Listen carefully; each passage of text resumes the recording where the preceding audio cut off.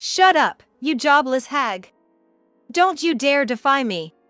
The one yelling at me, face beet red with anger, is my husband, Mike. And he's right. I'm not working. I've been caring for my mother-in-law, who has mobility issues, at his request. Who do you think is the reason I'm unemployed? It was 10 years ago that Mike asked me to quit my job. And ever since then, I've been helping out his mother, yet his words now seem so unfair. Thankfully, I get along well with my mother-in-law. It's not a case of mother-in-law issues.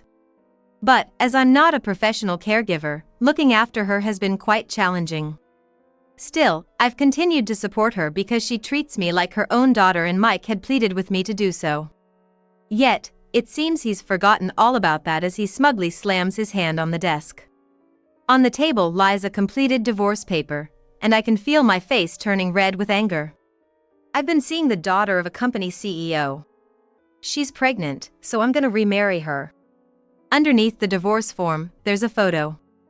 A beautiful woman with bright hair and a confident smile. As I look at the photo of the woman Mike refers to as the CEO's daughter, I struggle to hold back my laughter.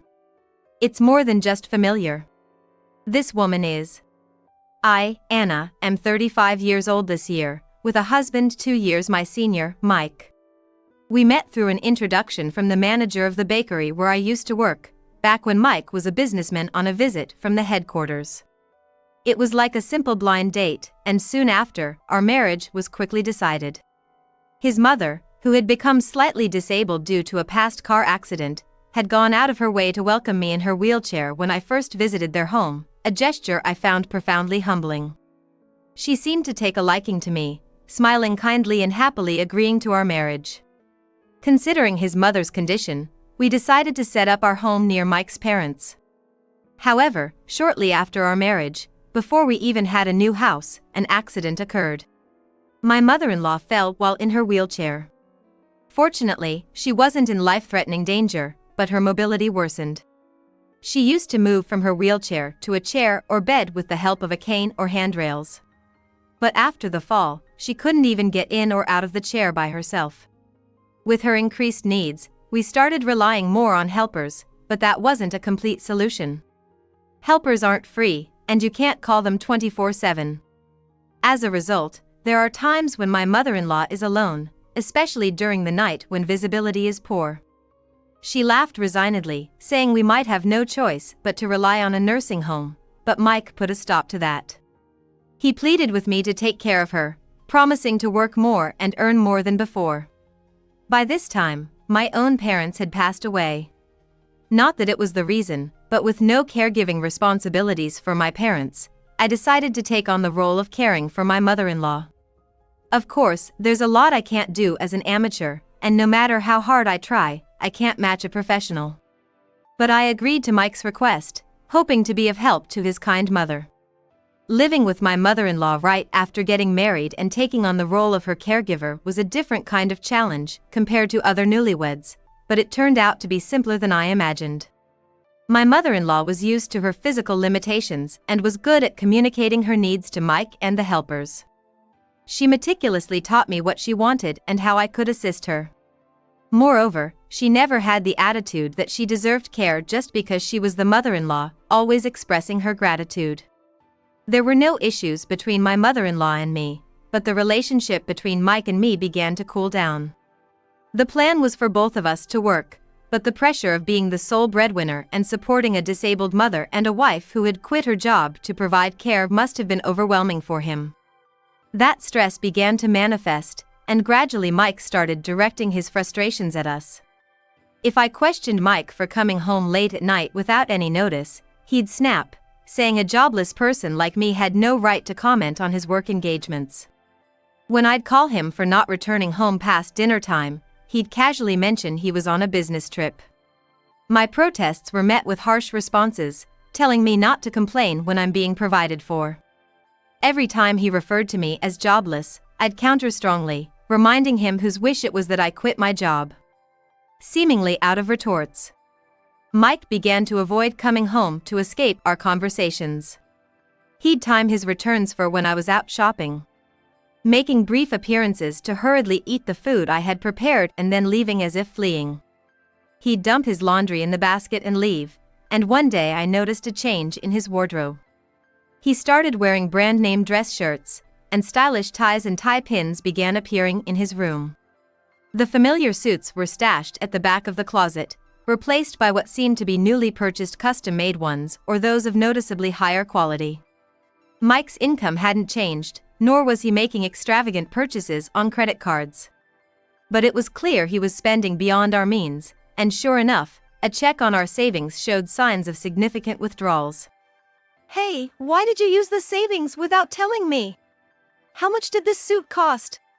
What are you thinking, spending thousands of dollars all of a sudden?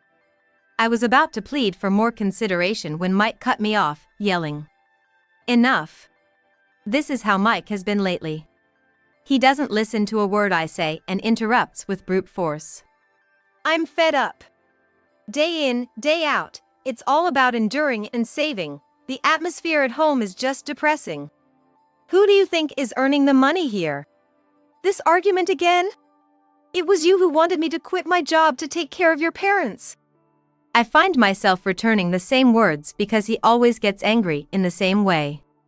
I even suggested that my mother-in-law could use a day service so I could work, even if just for a few hours.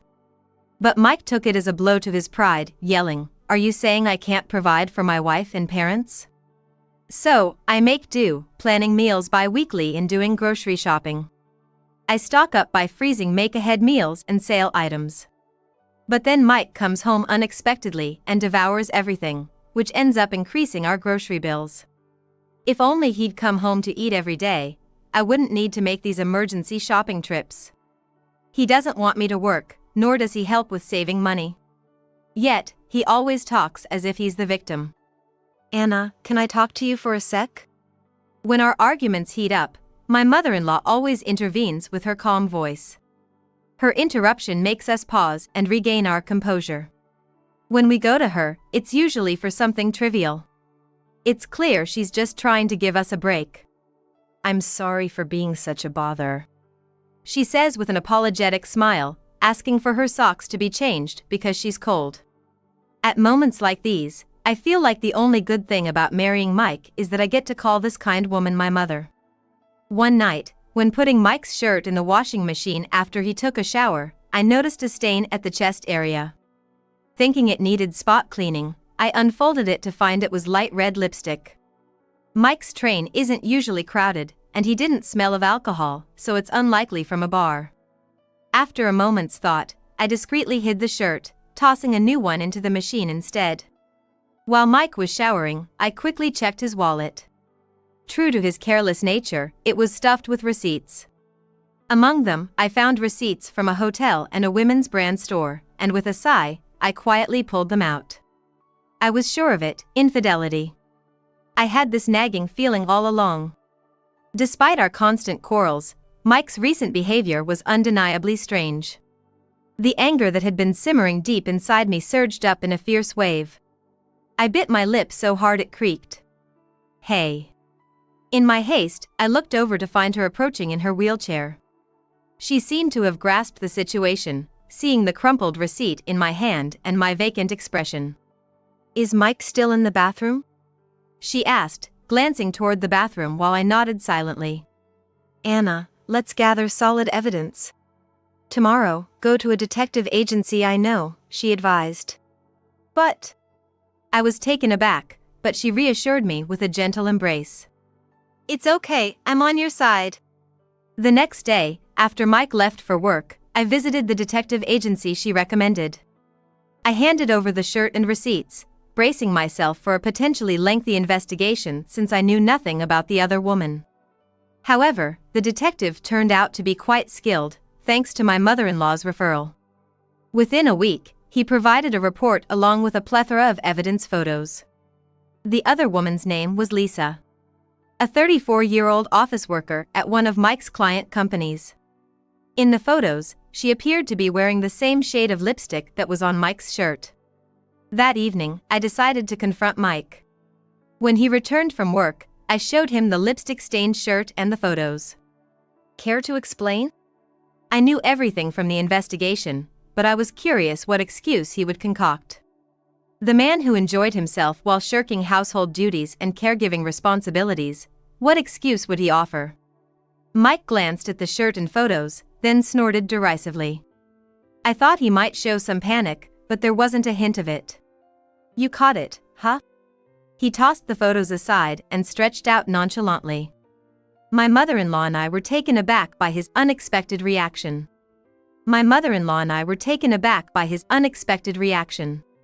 I know everything. I blurted out, only to be met with Mike's mocking laughter. You're lying. You don't know anything about Lisa. She's nothing like you, a gloomy old hag. She's a wonderful woman. Mike! How dare you speak to your wife like that? My mother-in-law shouted, gripping the armrests of her wheelchair, but Mike seemed indifferent. Mom, it's okay, don't bother defending Anna. I'm going to marry Lisa, so let's just kick her out. What? I couldn't help but let out an incredulous exclamation. Watching Mike casually dig his ear, I was filled with disbelief as he flashed a thin smile. Lisa, yeah, she's pregnant with my kid. It felt like a bolt from the blue. We didn't have children. Our arguments had increased, and we had stopped being intimate. I had wanted children. I thought Mike felt the same, but I never imagined he would father a child with someone else. Don't worry, Mom. Lisa is some CEO's daughter. Haha. I'm hitting the jackpot. Now we can easily cover your caregiving costs. You're shameless. Unbelievable. My mother-in-law trembled with rage as Mike laughed heartily, but he abruptly stopped when he noticed her shaking. He then sighed dramatically. Being with Anna too long has made you dumb, Mom. He smirked, looking at us disdainfully before dismissing us. All right, that's it. I'll divorce her and cut ties with you too. Jobless hags like you are just obstacles in my life. Unable to contain my anger, I slammed the table. How could you say such things? This treatment is outrageous.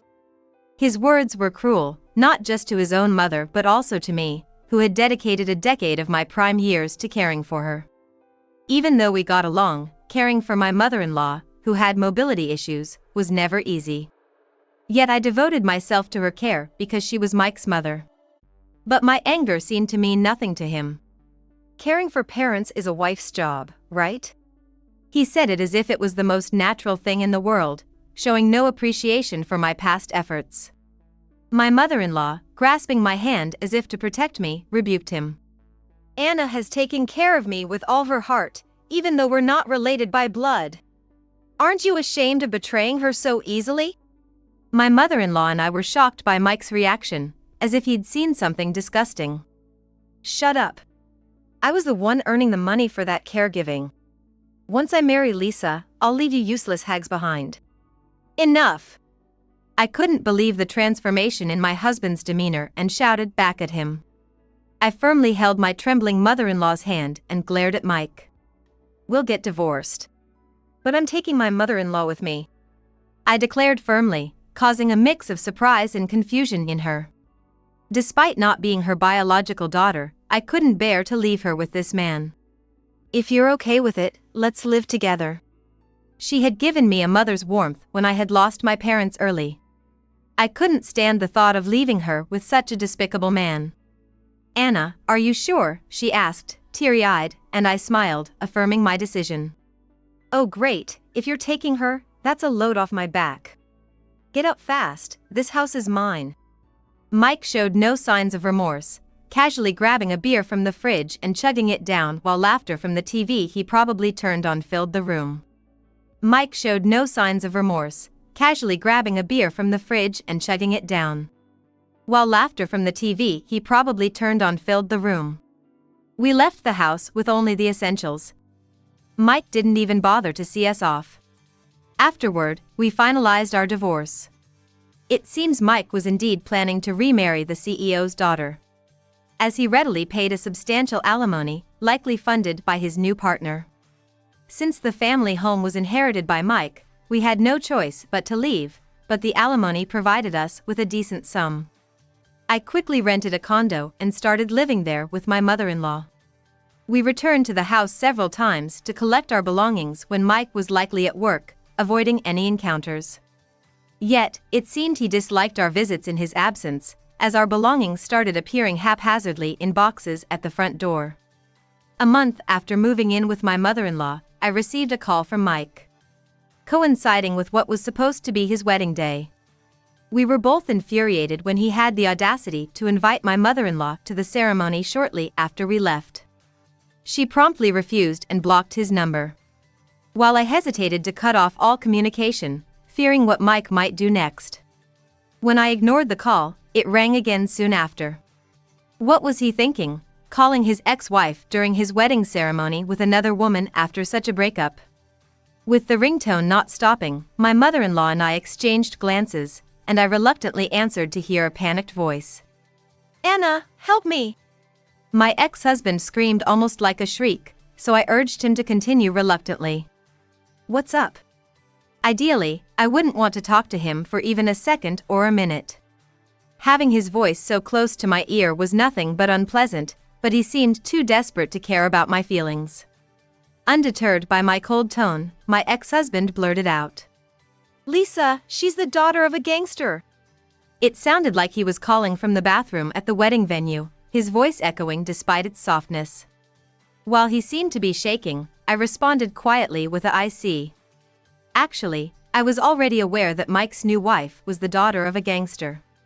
The day after we left, the detective I had hired contacted me urgently.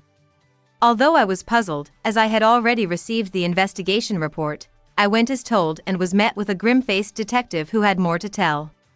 "Your husband's affair partner is indeed a CEO's daughter. But her parents are involved in organized crime. Though low-ranking, they are undoubtedly part of the mob." The detective advised me to avoid any unnecessary involvement for safety.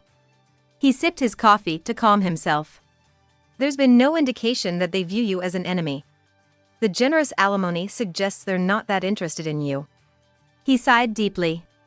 "Unfortunately, if you've received alimony from your husband, it's probably best not to try to get any from the woman. It's risky." I nodded silently. The reality of dealing with the mob, something I'd only heard about in dramas, was chilling. If they weren't going to be immediately aggressive, I didn't want to provoke them further. After all, I didn't care who my husband's affair partner was. If I couldn't get alimony from her, that was fine. What I couldn't forgive was how my husband had discarded my mother-in-law and me like trash. "Please, Anna, hide me." No. I resolutely turned down my pleading ex-husband. From his incoherent story, I gathered that the wedding venue was swarming with intimidating guests who clearly didn't look like ordinary people. Mike's friends, who were unknowingly invited, were petrified and made a quick exit. Since my mother-in-law wasn't there, it seemed like the ceremony was filled only with the bride's family and friends. "You guys must be struggling without income, right? I'll pay for your living expenses. So please." He begged tearfully over the phone. I had no obligation to help this man, but I glanced at my mother-in-law to see her thoughts. She shook her head slightly. "I don't have a son," she declared, and I nodded in agreement before firmly rejecting Mike's request again. "No, thank you. We don't want to be involved with someone who married such dangerous people. And don't worry about our finances, both my mother-in-law and I have our own income." I could hear Mike gasping on the other end of the phone. Unbeknownst to him, both my mother-in-law and I had our own sources of income. Despite her mobility issues, my mother-in-law had taken up a home-based job to save for potential future care needs. She didn't tell Mike as the income was modest, not surpassing $1,000 a month initially. When she finally started earning a substantial amount, Mike had already developed a spending problem. She feared that revealing her income would only loosen his purse strings further, so she kept it a secret and asked me to use the money she gave me to help cover our living expenses. Inspired by her, I found home-based work I could do in between caregiving tasks. Now, our combined income was quite substantial. "Please, I'm begging you." Mike was desperately trying to cling to any hope with me, but I casually let him know. "Oh, by the way, didn't you start dating Lisa about 4 months ago? It seems like the baby is almost 6 months along. Whose child is it, I wonder? There was a loud thud on the other end. Perhaps he dropped his phone. I could hear him muttering in the distance. What? Lisa's baby isn't mine? He seems to be muttering, then whose child is it? These days, smartphones are picking up even such mutterings, indicating quite an impressive performance. Remembering the additional investigation report I received, I decided to quickly turn off the power and release the smartphone from my ear. Just before hanging up, an unfamiliar male voice came through. Hey, Mike, everyone's waiting for the groom to come back. Another rough voice echoed. My mother-in-law, sensing my urge to end the call, gently stopped me, and we listened intently, holding our breath. Hey, Dad. Mike's voice trembled, followed by a strange chuckle. It seemed the other person was the father of his affair partner. Oh, you didn't know we were involved in the mob? Whether Mike picked up the phone or it was picked up for him was unclear. A small shriek from Mike came through clearly. Don't worry, we won't bite. Considering you took in our niece's kid, we won't treat you badly. The sound of a pat on the back accompanied the man's boisterous laughter. Mike's confused voice followed. What? Yeah, you didn't know? The kid in my daughter's belly is our gang's uncle's child. The father laughed unapologetically, showing no remorse. My mother-in-law and I exchanged glances. What a mess Mike had gotten into. We knew the child wasn't Mike's, but never imagined it was a mobster's. You're not thinking of divorcing my daughter now, are you, Mike? After messing with her. The father's tone shifted from cheerful to menacing. The genuine intimidation was frightening even over the phone. Mike must have been terrified. My mother-in-law decisively turned off the phone. Is that okay? I asked in surprise. She shook her head lightly. It's fine, he brought it upon himself. And do you really think those mob drama scenarios are real? Let's have dinner, Anna. There was a chance that my ex-husband was putting on an act. With a smile at her encouragement, we reached for our slightly cooled dishes. Months later, the door was pounded with loud bangs. Without hesitation, the doorbell rang repeatedly. I paused from wiping my mother-in-law's feet, and we looked at each other. What could it be? I'll check. Be careful, Anna. Don't open all the doors, just in case. Supported by my mother-in-law's hand on my back, I cautiously opened the front door with the chain still on. Anna! There stood my ex-husband, Mike, considerably thinner, his eyes sunken with fear glaring at me. I recoiled in shock. Relieved that the chain was on. Help me, Anna, please! Mike's pitiful state prompted me to attempt closing the door. However, Mike managed to get his fingers on the door, trying to pry it open. Though the chain remained intact, the ease with which he could have opened the door made me bite my lip hard. However, the ex-husband hooked his fingers on the door and forced it open. Though the chain remained intact, I bit my lip tightly at how easily the door was opened. Mom, Anna, I'm begging you! After learning at the wedding venue that the child in Lisa's womb wasn't his, Mike had resolved to ask for a divorce post-ceremony. I wasn't told her parents were mobsters, just that she was a CEO's daughter. And the child isn't even mine. That's ridiculous, I want a divorce. Apparently, he had slammed down the divorce papers, but Lisa merely glanced at them before returning her gaze to her smartphone, unfazed.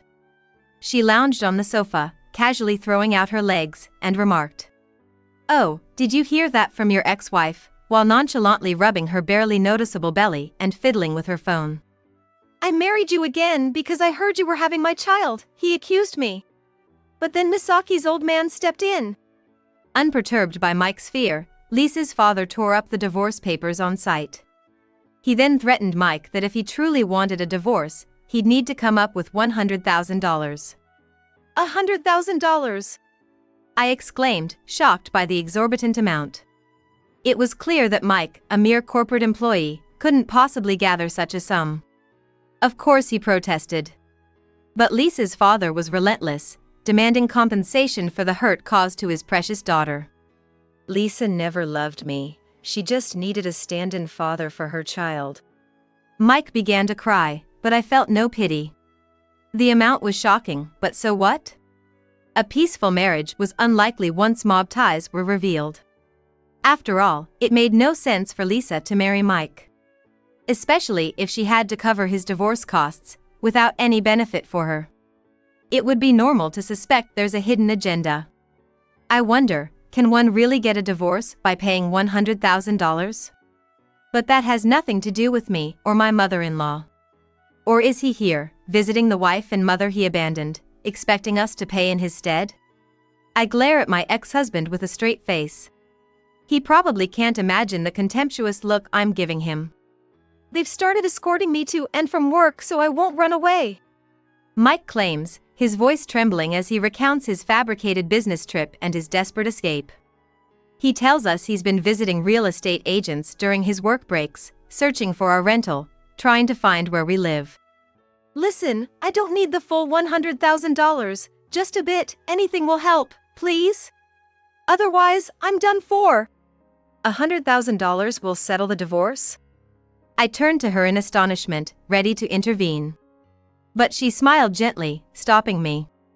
Yes, with $100,000, I can divorce Lisa, Mike said, looking up with a tear-streaked face. But there was no maternal affection in my mother-in-law's response. Then work for it and pay yourself. We have no involvement in this. Mike was stunned by her firm refusal. But, Mom, I'm in trouble. He tried to appeal, but she dismissed him with a wave. I have no son. My family is my daughter, Anna. Gently pushed away, Mike looked utterly defeated. Now, Anna, let's not entertain whoever this is any longer. Let's have some coffee instead. When I asked softly if that was okay, my mother-in-law just smiled nonchalantly. Mike could no longer call her mother. And even if he did, he would never receive a response again. He seemed to finally realize the gravity of his actions. With tears and mucus on his face, Mike looked at me in a daze. Please don't come here anymore. As I attempted to close the door, heavy footsteps approached. Turning my gaze, I saw a man with a large scar on his face, wearing a sly smile, walking towards us. I shuddered behind the door as the man offered a friendly smile. Sorry about our son-in-law here, we'll be taking him back right away, he said in a cheery voice, then forcefully pulled Mike up by his arm. The mismatch between his voice and actions nearly made me dizzy. Why are you here, Dad? Mike's feeble voice could be heard. His companions, ensuring he wouldn't escape, held him by his sides. Worried about you wandering around a quiet residential area when you said you were on a business trip, so we came to pick you up, Lisa's father explained, poking Mike's back as he spoke. We'll be leaving now, Lisa's father said, always with a smile that made him seem even more intimidating. My mother-in-law and I nodded repeatedly, feeling uneasy. I averted my gaze from Mike being dragged away and firmly closed the front door. I locked it and turned to my mother-in-law. He really was involved with the mob. It seems so. Our hearts were racing. We held each other's trembling hands and took a deep breath. Knowing Mike had fled once, his situation would likely become even harsher. Our involvement with them was over as long as they had no interest in us. The best course was to let time pass and forget. Soon after, my mother-in-law and I changed our phone numbers and moved to a distant town. Despite the new rental being ideal, staying there wasn't an option with those people knowing our address. Fortunately, we found another suitable place and moved without Mike or Lisa's father showing up. Though caring for my mother-in-law wasn't easy, it was a minor issue for us. She stopped her home-based job and started using day services, while I worked outside and continued my remote job. It was challenging to cover our living expenses alone, but her previous earnings helped, and we weren't struggling. We looked forward to enjoying our life together as a family of two.